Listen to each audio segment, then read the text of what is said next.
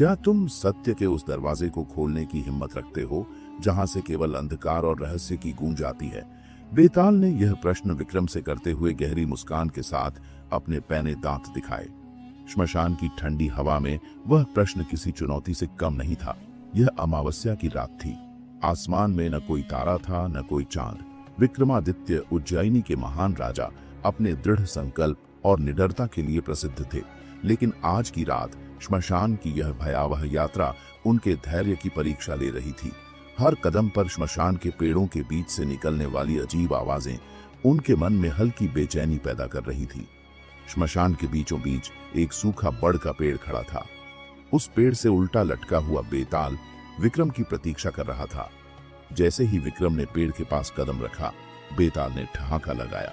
बेताल ने विक्रम को चुनौती देते हुए कहा, राजन, यदि तुम मुझे इस बार ले जा सको बिना कुछ बोले, तो मैं तुम्हें वह रहस्य बताऊंगा जिसे जानने के बाद तुम्हारा जीवन बदल जाएगा। लेकिन याद रखना, यदि तुम बीच में बोले तो मैं फिर से इस पेड़ पर लौट आऊंगा। विक्रम ने बेताल की बात को गंभीरता से सुना। उनकी आंखों में आत्मविश्वास झलक रहा था। उन्होंने बेताल को अपने कंधे पर रखा और शांत मन से आगे बढ़ने लगे। चलते चलते बेताल ने विक्रम को अपनी रहस्यमयी कहानी सुनानी शुरू की।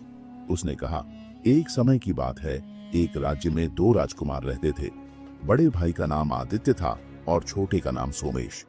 दोनों ही बुद्धिमान और पराक्रमी थे, लेकिन उनका स्वभाव पूरी तरह अलग था।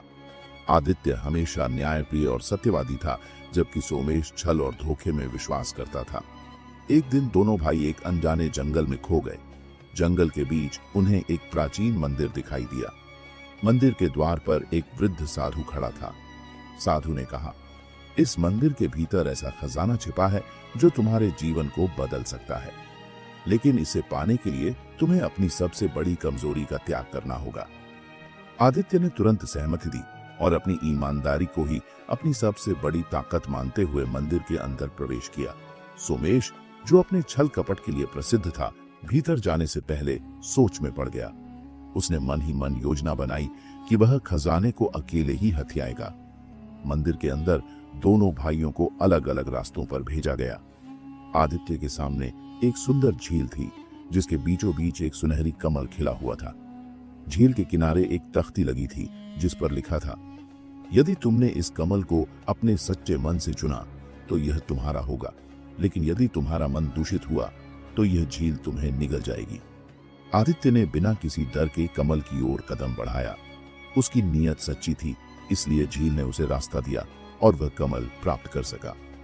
दूसरी ओर सोमेश ने अपने रास्ते पर आते ही सोने और चांदी के सिक्कों से भरी हुई गुफा देखी। उसने तुरंत सिक्कों को उठाने की कोशिश की, लेकिन जैसे ही उसने सिक्कों को छुआ, गुफा की दीवारें सिकुड़ने लगीं। सोमेश समझ गया कि यह खजाना उसकी नीयत को परख रहा है। आदित्य मंदिर से बाहर आया, लेकिन सोमेश वहीं गुफा में फंस गया। मंदिर के साधु ने आदित्य को आशीर्वाद दिया और कहा, तुम्हारी सत्यनिष्ठा ने तुम्हें विजय दिलाई, लेकिन याद रखना, सच्चाई की राह कठिन होती है। यह केवल बहादुरों का मार्ग है। बेताल ने अपनी कहानी समाप्त की और विक्रम से पूछा, तो राजन, मुझे बताओ, किसकी गलती के कारण सोमेश गुफा में फंस गया? क्या उसे भी मौका नहीं दिया जाना चाहिए था? विक्रम ने गंभीरता से बेताल की कहानी सुनी।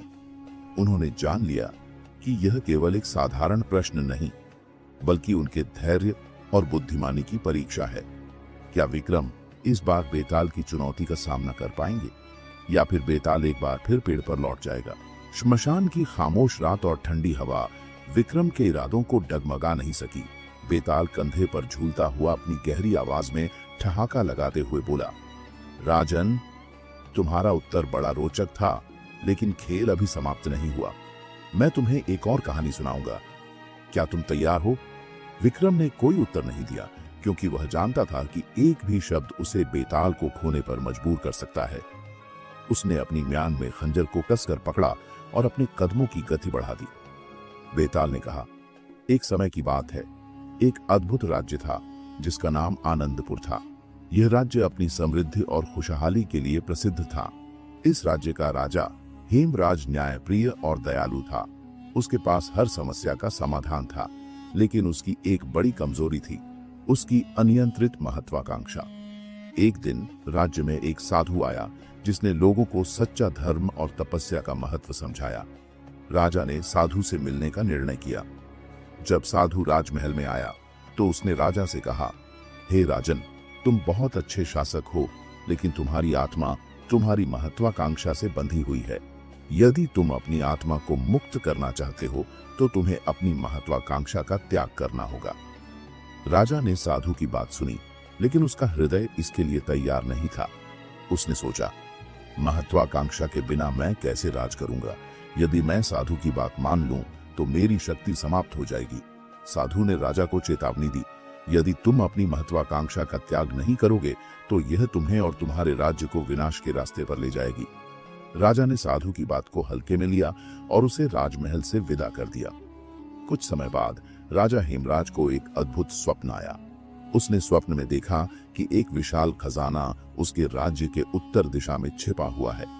खजाने को प्राप्त करने के लिए उसे एक विशेष मंत्र का प्रयोग करना होगा, लेकिन मंत्र उसे केवल वही व्यक्ति दे सकता था जो अपनी आत्मा को पूरी तरह मुक्त कर चुका हो। राजा ने अपने मंत्रियों और दरबारियों से इस सपने का अर्थ पूछना शुरू किया। सभी ने एक ही उत्तर दिया, हे राजन, यह स्वप्न आपकी महत्वाकांक्षा का प्रतीक है, लेकिन यह भी संभव है कि इसमें कोई रहस्य छिपा हो। राजा ने उस खजाने को पाने की ठान ली।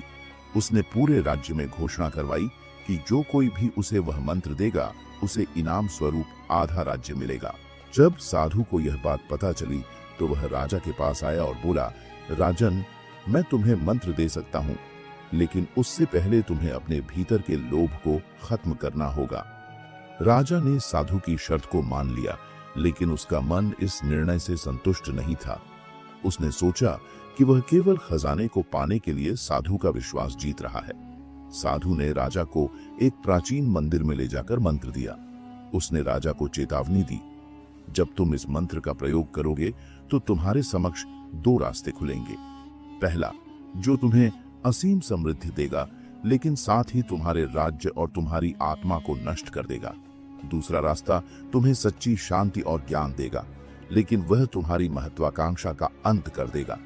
तुम्हें इनमें से एक रास्ता चुनना होगा। राजा ने साधु की बात सुनी और मंदिर के भीतर गया। वहां उसने देखा कि दो दरवाजे थे। पहले दरवाजे पर लिखा था समृद्धि का द्वार, दूसरे दरवाजे पर लिखा था शांति का द्वार।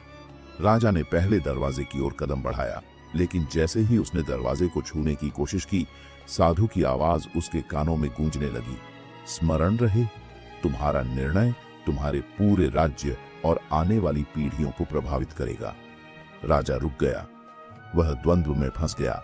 उसकी महत्वाकांक्षा और उसका विवेक आपस में लड़ने लगे। बेताल ने कहानी समाप्त करते हुए पूछा, तो राजन, तुम बताओ, राजा को कौन सा दरवाजा चुनना चाहिए था और क्यों? यदि तुम सही उत्तर दोगे तो मैं तुम्हारे साथ रहूंगा, लेकिन यदि उत्तर गलत हुआ तो मैं फिर से पेड़ पर लौट जाऊंगा। विक्रम शांत रहे। उनके मन में प्रश्न का उत्तर साफ था, लेकिन वह जानते थे कि उन्हें इस समय चुप्पी साधनी है। उनके कदम तेज हो गए। क्या विक्रम इस बार बेताल को हरा पाएंगे? श्मशान की ठंडी और सन्नाटे भरी रात में विक्रम का आत्मविश्वास अडिग था। बेताल उसकी पीठ पर झूलते हुए अपनी गहरी रहस्यमयी आवाज में बोला, राजन, क्या तुमने मेरे प्रश्न का उत्तर सोच लिया है? यदि उत्तर दोगे तो तुम्हारी बुद्धिमत्ता प्रमाणित होगी, लेकिन यदि चुप रहे तो तुम्हारे सिर के टुकड़े हो जाएंगे। विक्रम ने गहरी सांस ली। उसके कदम दृढ़ थे और उसका मस्तिष्क विचारों से भरा हुआ। उसने अंततः कहा, बेताल, राजा को शांति का द्वार चुनना चाहिए, क्योंकि समृद्धि का द्वार क्षणिक सुख दे सकता है, लेकिन वह आत्मा को भ्रष्ट कर देगा। शांति का द्वार ही ऐसा मार्ग है जो न केवल राजा को बल्कि उसके राज्य और प्रजा को भी सच्चा कल्याण दे सकता है। बेताल ने जोर से ठहाका लगाया। उसकी आवाज श्मशान की सन्नाटे को भेद रही थी। वह बोला, तुम्हारा उत्तर सही है राजन, लेकिन यह कहानी अभी समाप्त नहीं हुई है। क्या तुम जानते हो कि राजा ने वास्तव में कौन सा दरवाजा चुना और उसका क्या परिणाम हुआ? विक्रम ने कोई उत्तर नहीं दिया। उसने अपनी पकड़ और मजबूत कर ली और कदम तेज कर दिए। बेताल ने कहानी को आगे बढ़ाते हुए कहा, राजा हेमराज ने शांति का द्वार खोलने का नाटक किया, लेकिन उसके भीतर की महत्वाकांक्षा ने उसे समृद्धि का द्वार खोलने पर मजबूर कर दिया। जैसे ही उसने उस द्वार को खोला, एक भयानक प्रकाश ने उसे घेर लिया। वह खजाना जो उसे मिला उसने उसके मन में लालच और भय दोनों को बढ़ा दिया। राजा ने सोने, हीरे और मणियों से भरा खजाना देखा, लेकिन जैसे ही उसने खजाने को छूने की कोशिश की, एक तेज गूंजती हुई आवाज ने उसे रोक दिया। हे हेमराज, तुमने अपनी आत्मा को धोखा दिया है। अब यह खजाना तुम्हारे राज्य को विनाश की ओर ले जाएगा। राजा खजाना लेकर अपने महल में लौटा। उसने पूरे राज्य में खजाने की चर्चा की, लेकिन जल्द ही अजीब घटनाएं होने लगी। प्रजा में अशांति फैलने लगी। राज्य में अकाल और बीमारी का प्रकोप बढ़ गया। राजा के अपने परिवार में भी कलह शुरू हो गया। साधु ने जब यह देखा तो वह राजा के पास आया और कहा, हे राजन, मैंने तुम्हें चेतावनी दी थी। तुम्हारा यह लालच तुम्हारे राज्य को नष्ट कर देगा। यदि तुम अब भी इसे छोड़ने का साहस नहीं करोगे तो विनाश निश्चित है। कहानी खत्म करते हुए बेताल ने कहा, तो अब बताओ राजन, क्या राजा को अपने राज्य को बचाने के लिए खजाना छोड़ देना चाहिए था, या उसे अपने राज्य की चिंता छोड़कर खजाने का आनंद लेना चाहिए था? क्या उसका निर्णय सही था, या उसने केवल अपनी महत्वाकांक्षा को पोषित किया? विक्रम ने बिना रुके उत्तर दिया, राजा को खजाना तुरंत छोड़ देना चाहिए था, क्योंकि एक सच्चे शासक की प्राथमिकता उसकी प्रजा होती है, न कि उसका निजी लालच। राजा का कर्तव्य है कि वह अपने राज्य और प्रजा के कल्याण के लिए कार्य करे। बेताल चुप हो गया। कुछ क्षणों की खामोशी के बाद उसने कहा, तुम्हारा उत्तर सही है, लेकिन यह कहानी यही खत्म नहीं होती। असली रहस्य तो अभी बाकी है। क्या तुम इस रहस्य को जानने के लिए तैयार हो राजन? विक्रम ने कोई उत्तर नहीं दिया। उसने केवल अपने कदम और तेज कर दिए। जैसे ही विक्रम श्मशान के बाहर पहुंचने वाला था, बेताल ने जोर से ठाका लगाते हुए कहा, राजन, मैं तुम्हारी चुप्पी से प्रभावित हूं, लेकिन मैं तुमसे एक और प्रश्न पूछूंगा, और यदि तुमने इस बार भी उत्तर दिया तो मैं फिर से पेड़ पर लौट जाऊंगा। श्मशान घाट के बाहर पहुंचने से कुछ ही कदम दूर थे जब बेताल ने एक जोरदार ठहाका लगाया। विक्रम का मनोबल हालांकि अडिग था, लेकिन वह जानता था कि बेताल ने इतनी आसानी से हार नहीं मानी है। बेताल बोला, राजन, तुमने अब तक मेरे प्रश्नों का सही उत्तर दिया है, लेकिन तुम्हारा यह सफर अभी समाप्त नहीं हुआ। अब मैं तुम्हें एक और कहानी सुनाता हूँ। यह कहानी तुम्हें सोचने पर मजबूर कर देगी। क्या तुम तैयार हो? विक्रम ने अपनी चुप्पी बनाए रखी और तेज कदमों से आगे बढ़ा। बेताल ने अपनी रहस्यमयी कहानी शुरू की। एक दूर दराज के ग्राम में एक विशाल वट वृक्ष था। बेताल ने कहना शुरू किया। ग्रामवासी उस वट वृक्ष को अत्यंत पवित्र मानते थे। उनकी मान्यता थी कि वह वृक्ष उनके ग्राम की रक्षा करता है और उसे कभी भी काटा नहीं जा सकता। ग्राम शांतिपूर्ण था और लोग खुशहाल जीवन जी रहे थे। लेकिन एक दिन गांव में एक अजीब घटना घटी। वृक्ष के पास एक विचित्र छाया दिखाई देने लगी। रात होते ही गांव में अजीब अजीब आवाजें सुनाई देने लगीं। लोग डर के मारे वृक्ष के पास जाना बंद कर चुके थे। ग्राम के मुखिया ने समस्या को हल करने के लिए एक यज्ञ करने का निर्णय लिया। उन्होंने ग्राम के सबसे वृद्ध और ज्ञानी साधु से यज्ञ करने का अनुरोध किया। साधु यज्ञ करते हुए अचानक रुक गए और बोले, यह वृक्ष अब अशुभ हो गया है। यदि इसे जल्द ही नष्ट नहीं किया गया तो यह पूरे ग्राम को विनाश की ओर ले जाएगा। लेकिन ध्यान रखना, इस वृक्ष को काटने वाला व्यक्ति खुद एक बड़ा त्याग करेगा। ग्रामवासी भयभीत हो गए। कोई भी वृक्ष को काटने की हिम्मत नहीं कर पा रहा था। साधु ने मुखिया से कहा, राजन, यह तुम्हारा कर्तव्य है कि तुम ग्राम को बचाने के लिए उचित निर्णय लो। मुखिया के सामने एक बड़ी दुविधा खड़ी हो गई। वह जानता था कि वृक्ष को काटना जरूरी है, लेकिन साधु की चेतावनी उसे विचलित कर रही थी। उसने ग्रामवासियों से राय ली। कुछ लोगों ने कहा, यह हमारी परंपरा के विरुद्ध है, हम इसे नहीं काट सकते, जबकि अन्य ने कहा, ग्राम की रक्षा के लिए यह जरूरी है। मुखिया ने निर्णय लिया कि वह स्वयं वृक्ष को काटेगा, लेकिन जैसे ही उसने कुल्हाड़ी उठाई, उसे वृक्ष के पास से किसी के रोने की आवाज सुनाई दी। मुखिया ने देखा कि वृक्ष के पास एक स्त्री खड़ी थी। उसकी आंखों से आंसू बह रहे थे। वह बोली, हे राजन, मैं इस वृक्ष की आत्मा हूँ।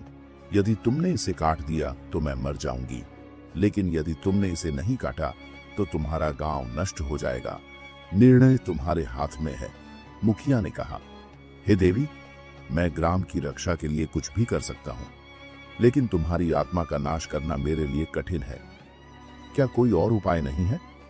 स्त्री बोली, यदि तुम अपनी सबसे प्रिय वस्तु का त्याग करोगे तो वृक्ष स्वतः शांत हो जाएगा और ग्राम सुरक्षित रहेगा। लेकिन यह त्याग इतना बड़ा होगा कि तुम्हारा हृदय इसे सहन नहीं कर पाएगा। मुखिया ने कुछ क्षण सोचा। उसकी सबसे प्रिय वस्तु उसका इकलौता पुत्र था। उसने भारी मन से निर्णय लिया और यज्ञ की अग्नि में अपने पुत्र को अर्पित करने का संकल्प लिया। यज्ञ पूरा हुआ और वृक्ष शांत हो गया। ग्रामवासी पुनः सुखी हो गए, लेकिन मुखिया का हृदय हमेशा के लिए शून्य हो गया। कहानी समाप्त करते हुए बेताल ने विक्रम से पूछा, तो बताओ राजन, मुखिया का निर्णय सही था या गलत? क्या उसे अपने पुत्र का बलिदान देना चाहिए था या कोई और उपाय खोजने की कोशिश करनी चाहिए थी? यदि तुमने उत्तर दिया तो मैं वापस चला जाऊंगा। विक्रम ने बिना रुके उत्तर दिया, मुखिया का निर्णय सही था। एक नेता का कर्तव्य होता है कि वह अपने व्यक्तिगत सुख दुख से ऊपर उठकर समाज और प्रजा के कल्याण के लिए काम करे। लेकिन यह भी सत्य है कि एक सच्चे नेता को पहले अन्य विकल्पों की तलाश करनी चाहिए। मुखिया का त्याग अत्यंत कठिन था, लेकिन उसने अपने ग्राम की रक्षा के लिए यह बलिदान दिया। बेताल जोर से हंसते हुए बोला, तुमने सही उत्तर दिया राजन, लेकिन तुम्हारा सफर अभी समाप्त नहीं हुआ। मैं फिर से लौटूंगा। इतना कहते ही बेताल विक्रम के कंधे से उड़कर वापस पेड़ पर चला गया। विक्रम ने अपनी तलवार को कसकर पकड़ा और बेताल को एक बार फिर अपनी पीठ पर उठाया। श्मशान की ठंडी हवाओं ने उसकी त्वचा को चुभने का एहसास कराया, लेकिन विक्रम का आत्मविश्वास अडिग था।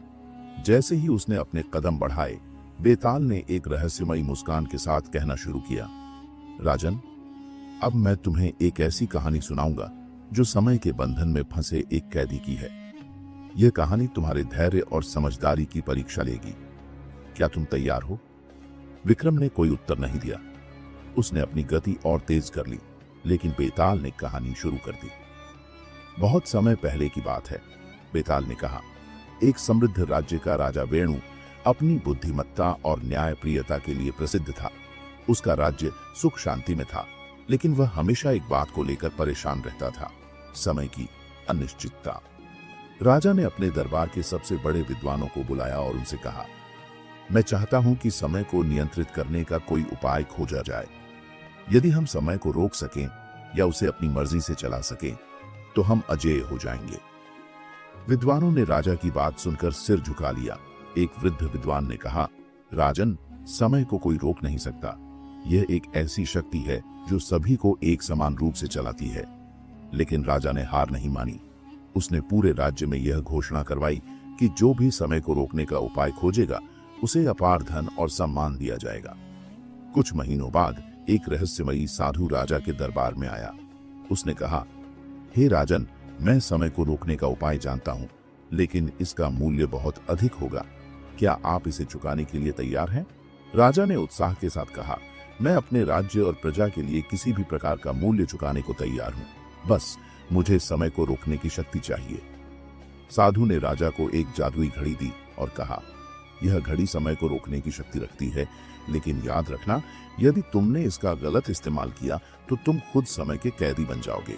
राजा ने घड़ी को अपने कक्ष में रखा और उसका इस्तेमाल शुरू किया। जब भी उसे किसी समस्या का सामना करना पड़ता, वह घड़ी के माध्यम से समय को रोक देता और समस्या का समाधान सोचने में घंटों लगा देता। धीरे धीरे राजा ने अपनी सत्ता को और मजबूत कर लिया। उसका राज्य समृद्ध हो गया, लेकिन वह खुद बदलने लगा। समय को नियंत्रित करने की शक्ति ने उसे घमंडी और क्रूर बना दिया। एक दिन राजा को खबर मिली कि उसके पड़ोसी राज्य ने आक्रमण की योजना बनाई है। घबराहट में उसने तुरंत घड़ी का इस्तेमाल किया और समय को रोक दिया, लेकिन इस बार घड़ी ने काम करना बंद कर दिया। साधु ने राजा को चेतावनी दी थी कि बार बार घड़ी का इस्तेमाल करना उसे शापित कर सकता है, लेकिन राजा ने उस चेतावनी को नजरअंदाज कर दिया था। अब वह खुद समय के चक्र में फंस गया। पूरा महल स्थिर हो गया। लोग, पशु पक्षी सब एक मूर्ति की तरह स्थिर हो गए। राजा चीखता रहा, मदद के लिए पुकारता रहा, लेकिन उसे कोई सुन नहीं सका। कहानी समाप्त करते हुए बेताल ने कहा, तो बताओ राजन, क्या राजा वेणु का निर्णय सही था? क्या समय को नियंत्रित करने की उसकी इच्छा उचित थी या उसे स्वाभाविक रूप से समय के साथ चलना चाहिए था? और क्या साधु का उसे यह शक्ति देना उचित था? विक्रम ने बिना झिझके कहा, राजा वेणु का निर्णय पूरी तरह से गलत था। समय को नियंत्रित करने की इच्छा अहंकार और लालच का प्रतीक है। समय को स्वाभाविक रूप से बहने देना ही सही मार्ग है। साधु ने उसे शक्ति तो दी, लेकिन वह शक्ति एक परीक्षा थी। राजा वेणु उस परीक्षा में असफल हुआ क्योंकि उसने अपनी शक्ति का दुरुपयोग किया। बेताल ने जोर से ठाका लगाते हुए कहा, तुमने सही उत्तर दिया राजन, लेकिन यह तो केवल एक और परीक्षा थी। अभी तुम्हें कई और कठिन सवालों का सामना करना पड़ेगा। इतना कहते ही बेताल फिर से विक्रम के कंधे से उड़कर पेड़ पर जा बैठा। विक्रम ने गहरी सांस ली, अपनी तलवार संभाली और फिर से बेताल को पकड़ने के लिए पेड़ की ओर बढ़ा।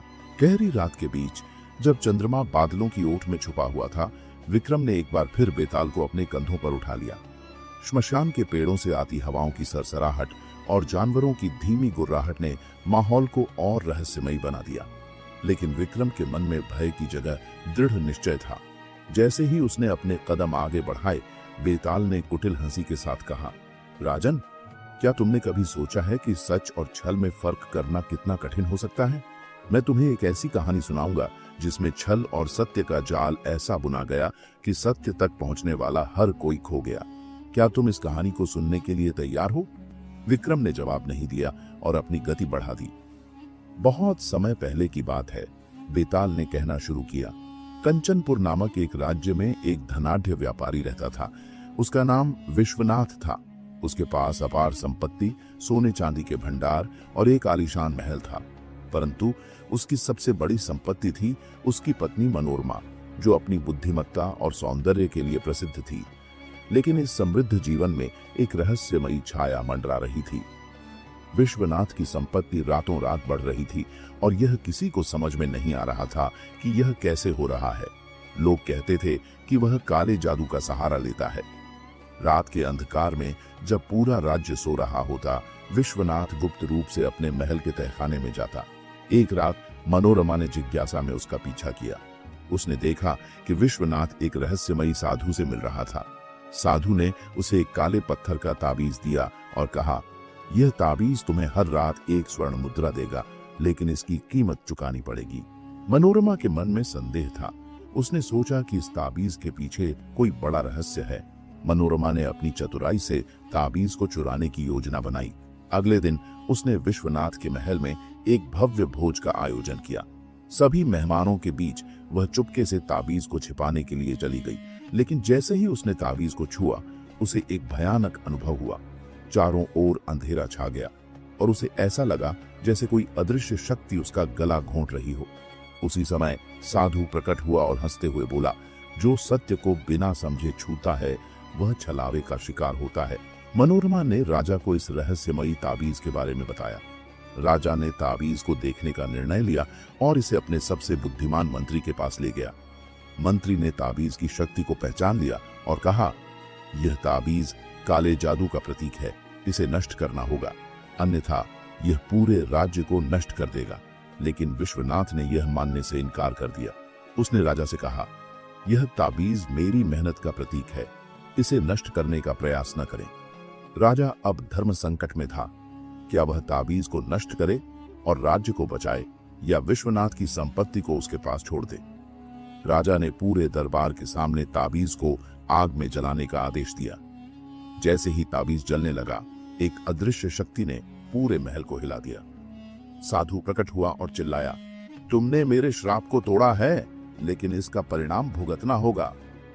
अचानक विश्वनाथ की सारी संपत्ति गायब हो गई।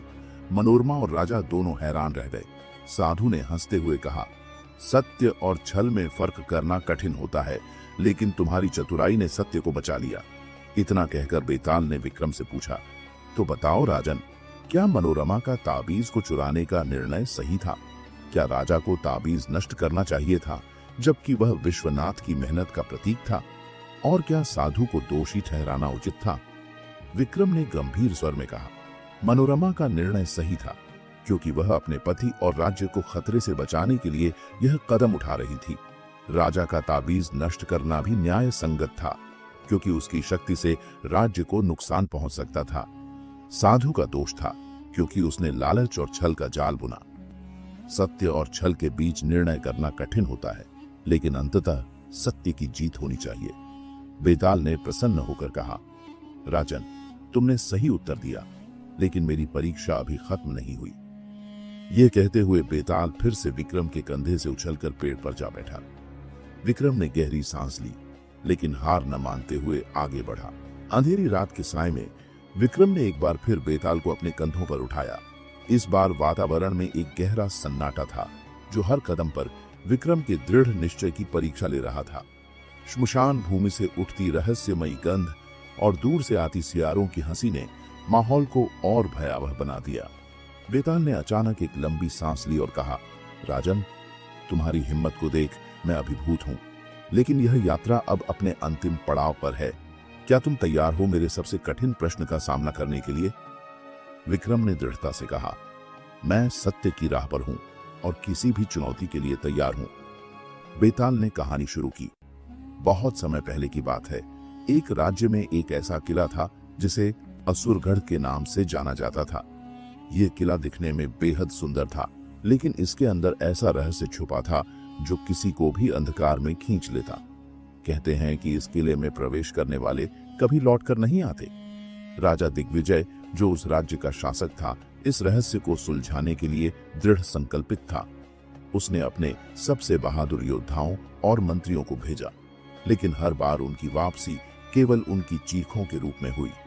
एक दिन किले से एक गूढ़ संदेश आया, केवल सत्य का सेवक ही इस रहस्य को सुलझा सकता है। अगर राजा स्वयं आना चाहता है तो वह अपना जीवन दांव पर लगाकर आए। राजा दिग्विजय ने यह चुनौती स्वीकार की और अपने मंत्री आदित्य सेन के साथ किले में प्रवेश किया। किले के अंदर अजीब घटनाएं होने लगी। दीवारों से खून टपकने लगा और एक अजीब आवाज चारों ओर गूंजने लगी। सत्य क्या है? क्या तुम इसे पहचान सकते हो? राजा और मंत्री को एक गुप्त कक्ष में ले जाया गया, जहां एक शिलालेख पर लिखा था, जो छलावे और सत्य में फर्क कर सकेगा वही इस किले के रहस्य को समझ पाएगा, लेकिन अगर उसने गलत उत्तर दिया तो उसका अंत निश्चित है। शिलालेख के नीचे 3 प्रश्न उकेरे हुए थे। 1. सत्य और झूठ का निर्धारण कौन करता है? ईश्वर, इंसान या समय? 2. क्या न्याय हमेशा सही होता है? 3. क्या प्रेम और स्वार्थ के बीच कोई संबंध है? राजा ने पहले प्रश्न का उत्तर दिया, सत्य का निर्धारण समय करता है, क्योंकि सत्य वही है जो समय की कसौटी पर खरा उतरे। दूसरे प्रश्न पर राजा ने कहा, न्याय हमेशा सही नहीं होता, क्योंकि यह इंसान की सोच और दृष्टिकोण पर निर्भर करता है। तीसरे प्रश्न का उत्तर मंत्री ने दिया, प्रेम और स्वार्थ एक दूसरे के विपरीत है, लेकिन जहां स्वार्थ है वहां प्रेम सच्चा नहीं हो सकता। जैसे ही उन्होंने उत्तर दिए, एक भयानक गर्जना हुई और किले की दीवारें हिलने लगी। कक्ष में अचानक एक रहस्यमयी आकृति प्रकट हुई। उसने कहा, तुम्हारे उत्तर सही थे, लेकिन यह किला केवल तुम्हारे सत्य से संतुष्ट नहीं होगा। तुम दोनों में से किसी एक को यहाँ अपना जीवन त्यागना होगा। क्या तुम दोनों में इतना साहस है? राजा और मंत्री दोनों स्तब्ध रह गए। आदित्य सेन ने राजा से कहा, महाराज, मेरा जीवन आपके राज्य के लिए समर्पित है। मैं अपने प्राण त्यागने के लिए तैयार हूं। लेकिन राजा ने उत्तर दिया, नहीं आदित्य, एक राजा का कर्तव्य अपने राज्य और प्रजा के लिए बलिदान देना है। यह मेरी परीक्षा है और मैं इसे स्वीकार करता हूं। जैसे ही राजा ने अपने प्राण त्यागने का संकल्प लिया, किले का सारा अंधकार गायब हो गया। वह रहस्यमयी आकृति मुस्कुराई और कहा, तुमने अपने साहस और सत्य के प्रति निष्ठा से यह परीक्षा पास कर ली है। असुरगढ़ का रहस्य अब समाप्त हो गया। यह किला अब एक पवित्र स्थान के रूप में जाना जाएगा। राजा और मंत्री सुरक्षित बाहर निकल आए। किले का अंधकार हमेशा के लिए समाप्त हो गया और पूरे राज्य में सत्य और न्याय की स्थापना हुई।